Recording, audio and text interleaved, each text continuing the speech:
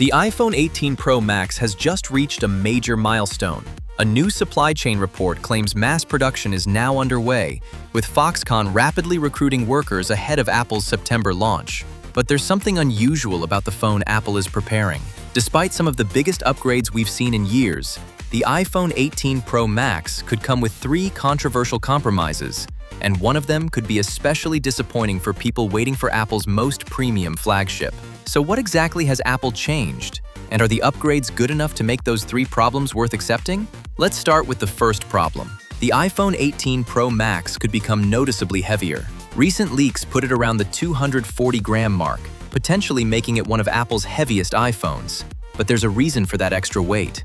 Apple is testing a massive 5,425 mAh to 5,567 mAh battery for US eSIM only model, and around 5,235 mAh to 5,391 mAh battery for global physical SIM model.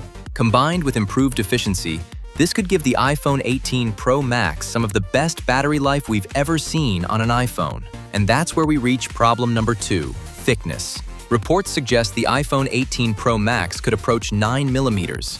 That's interesting because while competitors are pushing increasingly thin phones, Apple appears willing to make its flagship thicker for better battery life and performance.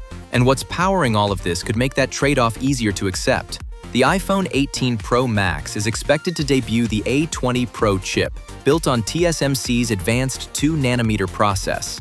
Alongside 12 gigabytes of RAM, it could deliver a major boost to performance, efficiency, and on-device Apple intelligence. But there's still one problem left, and this could be the most controversial: the frame. Many Pro users wanted Apple to bring titanium back. Instead, current reports suggest Apple could continue using an aluminum-focused body frame. For a device carrying the Pro Max name and potentially a higher price, that's going to divide buyers. Fortunately, Apple isn't stopping with internal upgrades.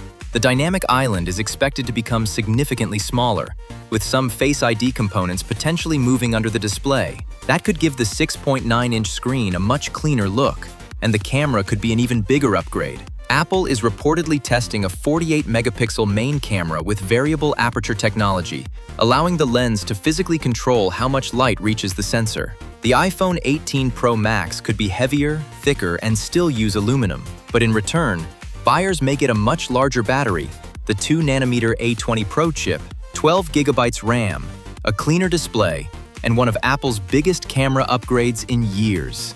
And now that mass production is reportedly underway, September is getting very close. So are those 3 compromises worth it?